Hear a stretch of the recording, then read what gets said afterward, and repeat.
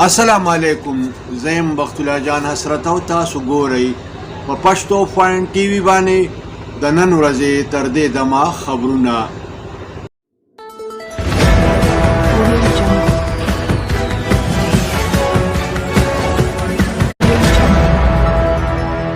د ټولو اول سر خبرونه.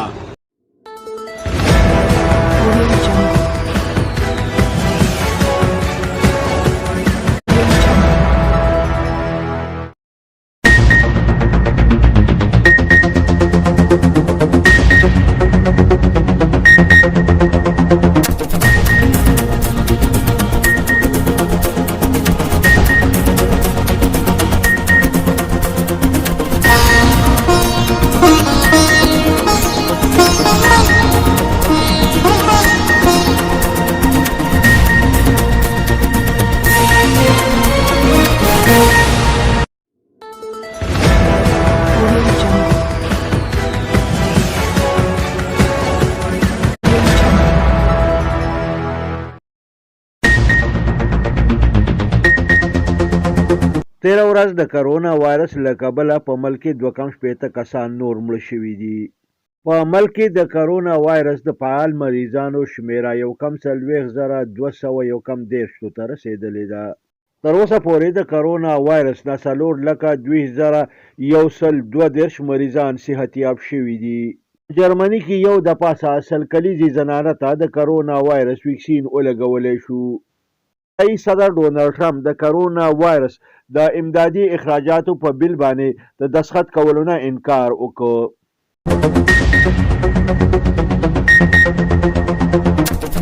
په بلوچستان کې نامعلومو دهشتګردو د اپسي په چیک پوسټ باندې حمله کړې ده چې په نتیجه کې د اپسي 7 اهلکار شهیدان شوي دي. په ګلګت بلتستان کې د پاک فوج یو هلیکاپټر راپریوتی دی چې په نتیجه کې 2 میجران او 2 ځوانان شهیدان شوي دي.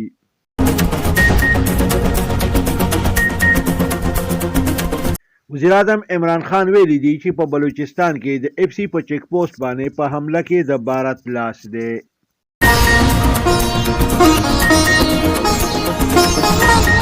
د خیبر پختونخوا وزیر اعلی د میگا ترقیاتی منصوبو په حواله باندې د اعلی سطحي اجلاس صدارت کړی دی.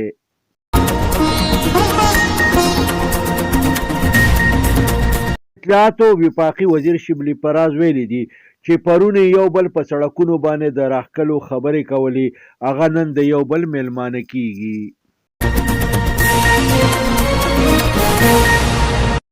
نن په پورا ملک کې د پخوانی وزیر اعظم شهید بېنظیر بټو 14مه کلیزه په شان و شوکت سره ونمانځلې شوه.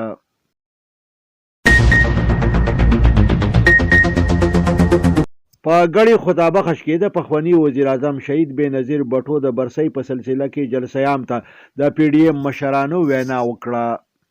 جلسه عام ته په وینا کوونکو کې بلاول بټو، زرداری، مریم نواز، محمود خان اچکزی او نور شامل وو.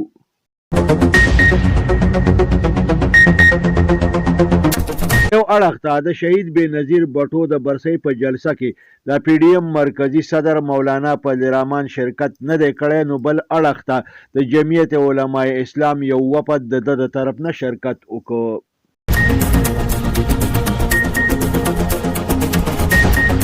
د جماعت اسلامي مرکزی امیر سراج الحق په لاهور کې د جماعت اسلامي مرکزی تربیتګاه ته وینا کړې ده.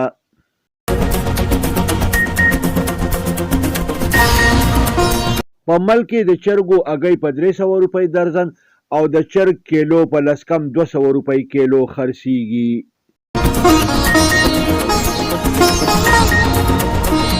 دا ترکی صدر وی اگر چې مونږه د اسرائیلو سره د خو تعلقاتو خواهشمند یو، لیکن د فلسطین په حواله باندې د اسرائیلی وزیر اعظم پالیسی مونږ نشو قبلولی.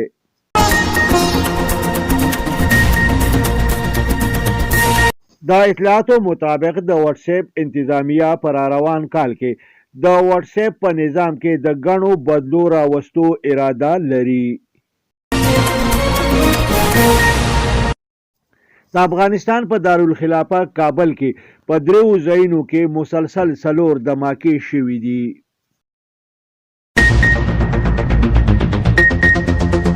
په فلسطین کې د قابل اسرائیلي پوځ د فایرنګ په نتیجه کې دوه ځوانان شهیدان شوي او یو بل ژوبل شوی دی.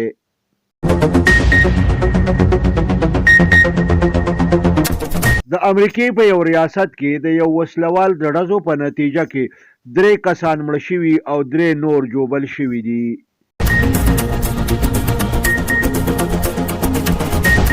په وسطي افریقایي جمهوریه کې د انتخاباتو د تیارۍ په سلسله کې د اقوام متحده رضاکار د یو ځای نه بل ځای ته تلل چې په حمله وشوه چې په نتیجه کې 3 کسان مړه او 2 نور ژوبل شو.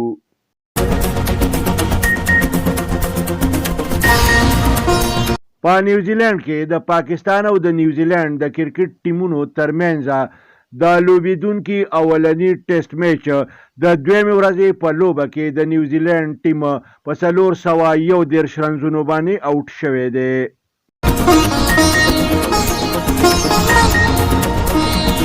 د نیوزیلند خلاف په اولنی ټیسټ میچ کې د پاکستان بالر یاسر شاه چې کله وکټ وانغېسته نو په خپلو اعصابو یې قابو د لاس نه ووته او په کریز ولاړ بیټسمین ته په ردو بدو سر شو.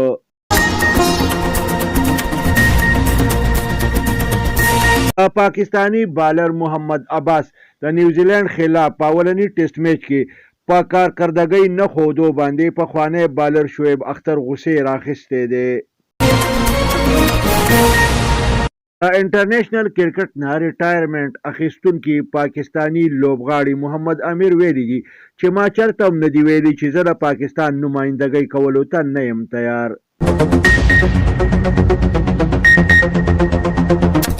نن په خیبر پښتونخوا کې په یخنۍ کې زبردست زیاتوالی راغلی دی.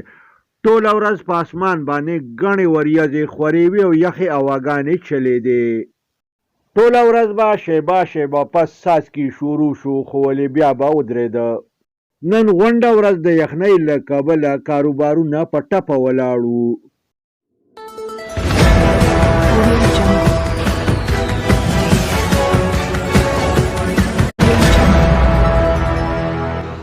او اوس د دې خبرونو تفصیل.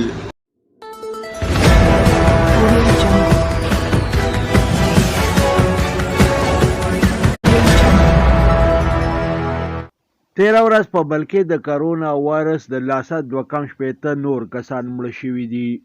دغه رنګې په ملک در اوسه پورې د کرونا وایرس د لاسه د شوو مړو شمیره 9840 ته رسیدلې ده.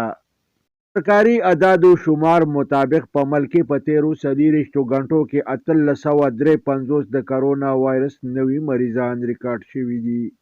دغه رنګې په ملک د کرونا وایرس د مصدقه مریضانو شمیره 4,03,315 ته رسیدلې ده. په ملک د تشویشناکو مریضانو شمیره 282 ده. دغه رنګې تر اوسه پورې په ملک د کرونا وایرس نه 4,20,132 مریضان صحتیاب شوي دي. په جرمني کې یو د پاسه 100 کلنې بوډۍ زنانه ته د کرونا وایرس ویکسین لګولی شوي دي. دغه رنګې په جرمني کې د کرونا وایرس د ویکسینو د لګولو سلسله شروع شوې ده. امریکایي صدر ډونالډ ټرمپ د کرونا وایرس د امدادي اخراجاتو په بیل باندې د دستخط کولو نه انکار کړی دی. وایي چې د ډونالډ ټرمپ د دې قدم سره د بیروزګارو خلکو د شدیدو معاشي مشکلاتو سره د مخ کېدو خطره پیدا شوې ده. د ایس پی آر د وینا مطابق د بلوچستان په علاقه هرنای کې د اپسی په چیک پوسټ باندې نامعلومو دهشتګردو حمله کړې ده. په دې حمله کې د ډزو په تبادله کې د پاک فوج 2 ځوانان شهیدان شوي دي. بل اړخته په ګلګت بلتستان کې د پاک فوج یو هلیکاپټر راپریوتی دی چې په نتیجه کې د 2 میجرانو سره 4 کسان شهیدان شوي دي. د اطلاعاتو مطابق په دې پیښه کې دا هلیکاپټر په مکمله توګه تباه شوی دی. وزیر اعظم عمران خان ویلي دي چې په بلوچستان هرنای کې د اپسی په چیک پوسټ باندې په حمله کې د بھارت لاس دی. دا ویلي دي چې بھارت په پاکستان کې عدم استحکام او بد امنی پیدا کول غواړي. په حمله کې د پاک فوج د 2 ځوانانو په شهادت باندې د خفګان غم او غصې اظهار کړی دی. د خیبر پښتونخوا وزیر اعلی محمود خان د میگا ترقیاتی سکیمونو په حواله باندې د اعلی سطحي اجلاس صدارت کړی دی. دا په دې موقع باندې متعلقه محکمو ته تنبیه ورکړه چې د دې منصوبو د بر وخت تکمیل په لړ کې به هیڅ قسم تاخیر نشي برداشت کولی. د وی چې عامو غریبانو خلکو ته د اینې د ترانسپلانټ سهولت ورکول پکار دي. د متعلقه محکمو ته د اینې ترانسپلانټ په صحت کارت کې د شاملولو هدایات جاری کړه. وفاقي وزیر اطلاعات شبلی پراز یو خبري کانفرنس ته د وینا په دوران کې ویلي دي چې پرون کومو خلکو یو بل په سړکونو باندې په ګاډو پسې د تړلو او راښکلو خبرې کولې نن هغه د یو بل میلمانه کیږي. د پورا ملک په مختلفو برخو کې د پخوانی وزیر اعظم شهید بېنظیر بټو 14مه کلیزه په شان و شوکت سره ونمانځلې شوه. برسۍ د نمانځلو په لړ کې پیپلز پارټۍ په ګډې خدابخش کې یو لویه جلسه وکړه. دې جلسیام ته د پیپلز پارټۍ مرکزي چیرمن بلاول بټو زرداری، د مسلم لیگ نون مرکزي سینیر نائب صدر مریم نواز، د پښتونخوا ملي عوامي پارټۍ سر مشر محمود خان اچکزی او د پی ډي ایم نورو مشرانو وینا وکړه. دې جلسه عام ته د پیپلز پارټۍ مرکزي مشر او پخواني صدر آصف علي زرداری په ویډیو لینک باندې وینا کړې ده. مقررینو د پخوانی وزیر اعظم شهید بېنظیر بټو سیاسي او جمهوری خدماتو ته په شاندارو الفاظو کې خراج تحسین پیش کړ او د پی ټي آی په حکومت باندې بد ټکونه وکړه. موقع باندې پخوانی صدر آصف علي زرداری وی چې عمران خان دی یا نیب چلی یا دی بیا حکومت چلی. د زیاته کړه چې عمران خان د حکومت نه زیات نیب چلی. د وی چې اسی هم په عمران خان کې د حکومت چلولو صلاحیت نشته.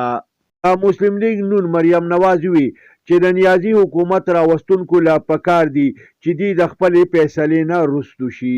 زیاته کړه چې عمران خان په اپوزیشن باندې د فوج د بدنامولو الزام لګولې دی. ولې عمران خان فوج په خپل دومره بدنام کړ چې په تاریخ کې بچرته هم یو وزیر اعظم خپل فوج دومره نه بدنام کړي. وی چې په بھارت او امریکا کې په فوج پسې خبرې مونږ نه عمران خان کړي دي. بل طرف ته بلاول بټو زرداری ویلي دي که عمران خان استعفا ور نکړه نو اسلام آباد ته به مارچ کوو. د زیاته کړه چې نور د ملک او نیازي یو ځای نشي چلیدی. یو اړخ ته د جمعیت علما اسلام مرکزی امیر او د پی ډي ایم مرکزی صدر مولانا فضل الرحمن د دعوت باوجود د بېنظیر شهید د برسۍ په جلسه کې شرکت نه دی کړی. نو بل اړخ ته د طرف نه د جمعیت علما اسلام یو وفد په دې جلسه کې شریک شو. جماعت اسلامي مرکزی امیر سینیټر سراج الحق په لاهور کې د جماعت اسلامي مرکزی تربیتګاه ته وینا کړې ده. دا په دې موقع باندې وی چې د حکومت خپه د عوامو په مرۍ او لاسې د عوامو په جب کې پروت دی. زیاته کړه چې د پی ټي آی سونامي د ملک او قام د پاره عذاب جوړ شوی دی. اطلاعاتو مطابق په ملک کې د چرګو د اګو درزن په 300 او د چرګ کیلو په لسکم 200 روپۍ خرڅیږي. دینه مخکې د چرګ کیلو په 221 روپۍ باندې خرڅېده، کم چې را کم شو اوس په لسکم 200 روپۍ خرڅیږي. ولې د چرګې د اګو د درزن په قیمت کې هیڅ کمی نه دی راغلی. دا اطلاعاتو مطابق د افغانستان په دارالحکومت کابل کې په 3 مختلفو مقاماتو کې مسلسل 4 دماکې شوي دي. په نتیجه کې د سکیورټي 2 اهلکار مړه شوي او 6 نور جوبل شوي دي. په فلسطین کې د قابض اسرائیلي فوج د ډزو په نتیجه کې 2 فلسطیني ځوانان شهیدان شوي او یو بل جوبل شوی دی. امریکایي ریاست کې د یو نامعلوم وسلوال د ډزو په نتیجه کې 3 عام کسان مړه شوي او 3 نور جوبل شوي دي. پولیسو د ډزو کولو په شک کې یو سړی گرفتار کړی دی. په وسطي افریقایي جمهوریه کې د انتخاباتو د تیاری په سلسله کې د اقوام متحده رضاکار د یو ځای نه بل ځای ته تلل چې په حمله وشوله چې په نتیجه کې 3 رضاکار مړه او 2 نور جوبل شو.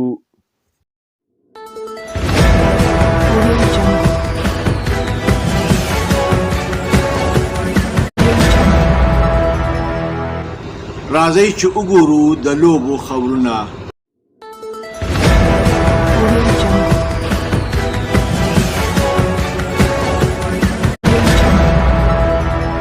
نیوزیلند کې د پاکستان او د نیوزیلند د کرکټ ټیمونو ترمنځ د لوبېدونکي اولنی ټیسټ میچ د دویمې ورځې په لوبه کې د نیوزیلند ټیم په 411 رنزونو آوټ شوی دی.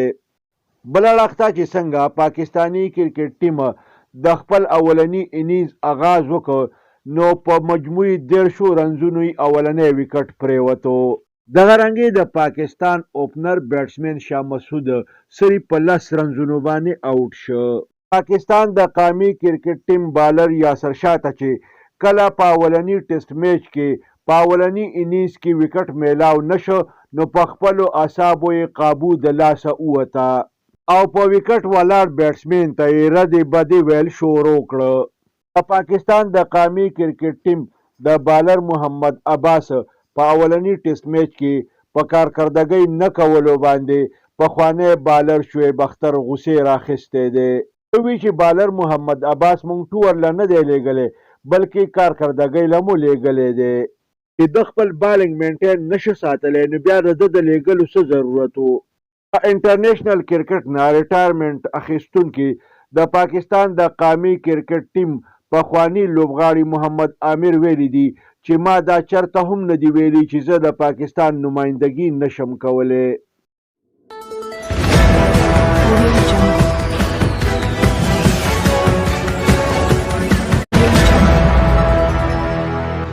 او اوس ګورو د موسم حال.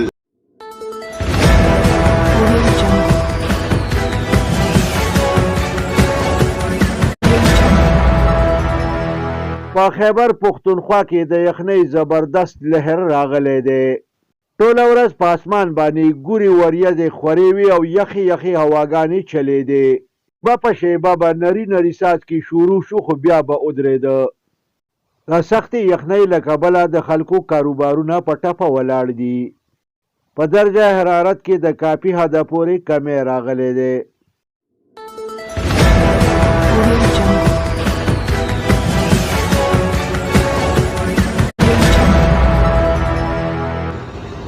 دې سره د نن ورځې خبرونه پای ته رسي. ښاد او اباد اوسئ. د لوی الله په امان.